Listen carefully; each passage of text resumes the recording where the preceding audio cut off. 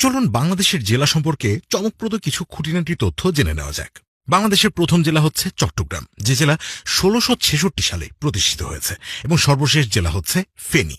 বাংলাদেশের সবচেয়ে বড় জেলা হল রাঙামাটি এবং এর আয়তন প্রায় ৬,১১৬ বর্গ কিলোমিটার। অন্যদিকে বাংলাদেশের সবচেয়ে ছোট জেলা হল নারায়ণগঞ্জ এবং এর আয়তন মাত্র ৬৮৩ বর্গ কিলোমিটার। সোনালী আঁশ পাটের জন্য নারায়ণগঞ্জকে প্রাচ্যের ড্যান্ডি বলা হয়। বাংলাদেশের সবচেয়ে জনবহুল জেলা হচ্ছে ঢাকা, যেখানে প্রায় ১.৫ কোটি মানুষ বসবাস করে, এবং সবচেয়ে কম জনবহুল জেলা হচ্ছে বান্দরবান, যেখানে মাত্র ৫ লাখ মানুষ বসবাস করে। বাংলাদেশের সবচেয়ে উঁচু জেলা হচ্ছে দিনাজপুর, যা সমুদ্র সমতল থেকে গড়ে প্রায় ৩৭.৫০ মিটার উচ্চতায় অবস্থিত, এবং সবচেয়ে নিচু জেলা হচ্ছে কিশোরগঞ্জ। আর এদিকে সবচেয়ে বেশি নদী রয়েছে সুনামগঞ্জ জেলায়, যেখানে নদীর সংখ্যা প্রায় ৯৭টি। বাংলাদেশের একমাত্র দ্বীপ জেলা হচ্ছে ভোলা। বাংলাদেশের সবচেয়ে বেশি ধান উৎপাদিত হয় ময়মনসিংহ জেলায়, এবং সবচেয়ে বেশি গম উৎপাদিত হয় রংপুর জেলায়। বর্তমানে সবচেয়ে বেশি চা উৎপাদন হয় মৌলভীবাজার জেলায়।